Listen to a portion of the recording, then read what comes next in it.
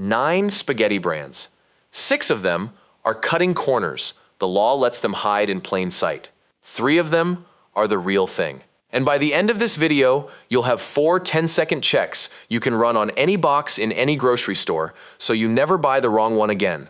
Let's get into it. If you want more of this, brand by brand, label by label, hit subscribe now, because this channel exists to make sure you never get fooled by packaging again. Segment 1. Creamette Start, with the one that's been in kitchens the longest.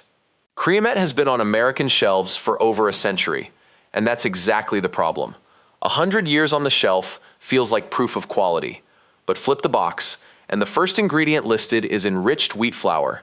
Not semolina, not durum. That's standard common wheat, milled down and then had synthetic vitamins added back in to meet the federal minimum. The noodles are extruded through smooth equipment and dried fast, which is why, if you've ever pulled Creamette out of the colander and found the strands fused into a clump, that's not you overcooking it. That's a smooth surface, giving the noodles nothing to grip against. A century of shelf space isn't evidence of quality.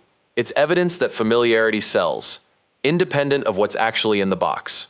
The brand right next to it on the shelf made the exact same call. It just marketed it differently. Segment 2. Mueller's. Mueller's is the reach for it on a tight, weak pasta. What you're actually buying is 3 cost-cutting decisions stacked on top of each other. Common wheat flour as the base, fast, smooth extrusion, and industrial drying that finishes in hours instead of the day plus that slower production takes. Here's the tell. Boil a batch and watch closely.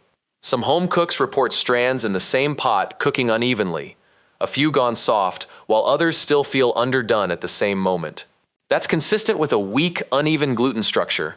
Durum semolina forms a strong gluten network because of its higher protein content, and without that structure, a noodle doesn't hold up predictably in boiling water.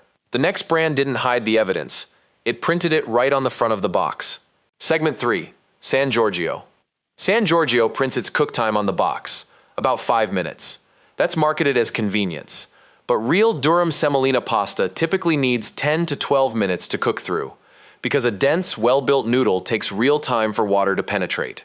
A 5-minute cook time is consistent with a thinner gluten structure and a faster, hotter drying process. And the ingredient panel matches. Wheat flour leads the list, and after cooking, sauce tends to slide off rather than cling.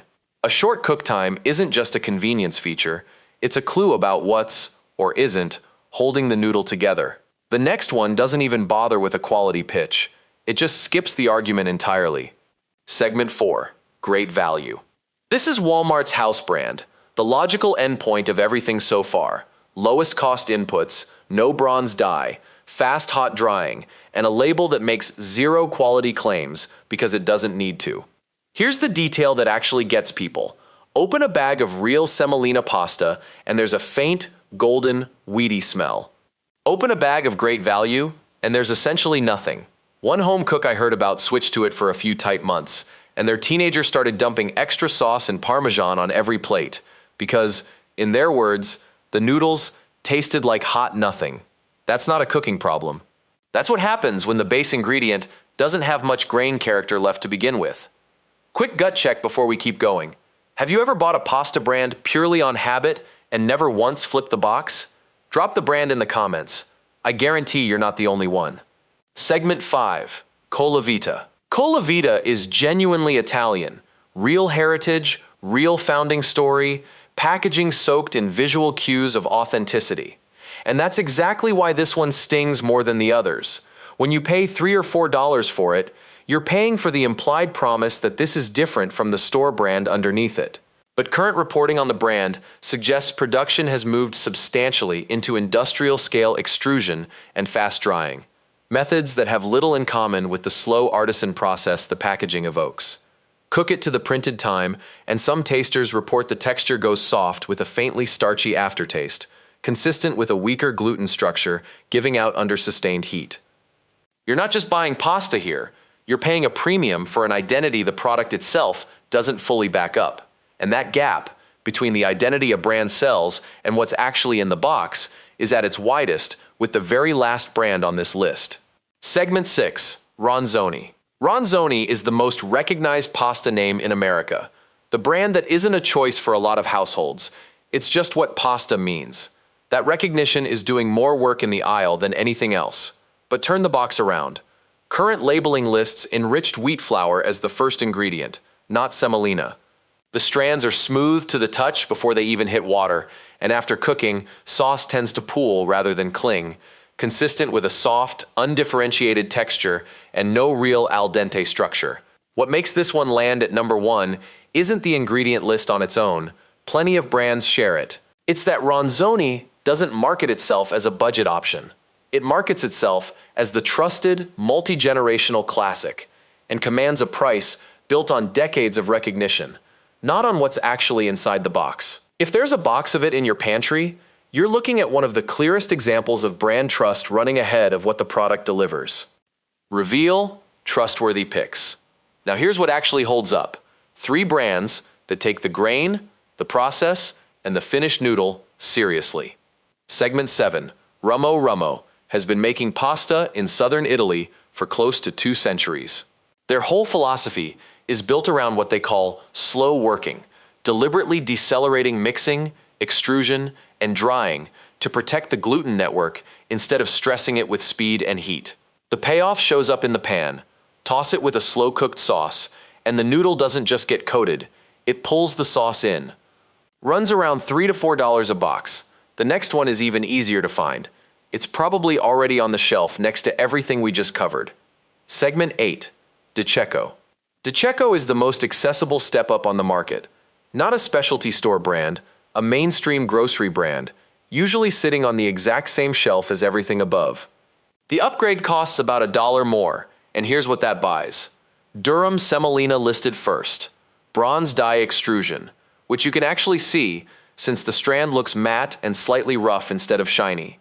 And a protein content that lands right around where quality semolina pasta should be. That rough surface is what sauce actually clings to instead of sliding off. And at the very top of the list is the brand that takes every one of those standards further than anything else on shelves. Segment 9, Rustichella d'Abruzzo. This is the brand that resets your baseline for what dry pasta can even be. It's dried for around 50 hours at roughly body temperature, not 5, not 12, letting the pasta stabilize fully before it's ever packaged, using durum semolina and bronze dyes throughout. Cook it, and the difference is physical. Dense under the fork, a genuinely weedy, faintly nutty flavor you can taste before the sauce even goes on. It runs $7 to $8 a pound. This isn't a weekly buy, it's a once-in-a-while calibration, so you know exactly what a properly made noodle is supposed to taste like. How to check it yourself. You don't need a lab for this. 4 checks, 30 seconds, standing in the aisle. 1. Read the first ingredient.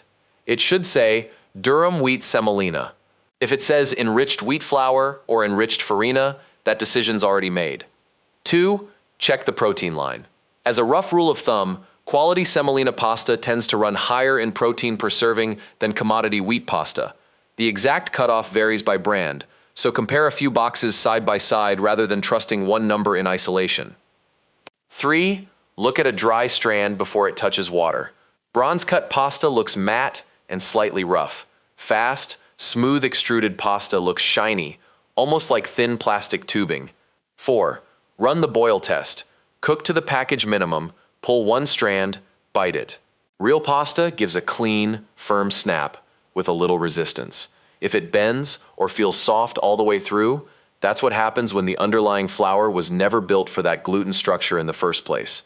None of this is illegal. That's actually the point. The loophole here isn't hidden in fine print. It's written directly into federal food law, and these brands are betting that brand recognition beats a flipped-over box. Go check what's in your own pantry right now. And if this helped you shop smarter, subscribe, hit like, and send it to the one person you know who buys the same pasta every week without ever reading the label.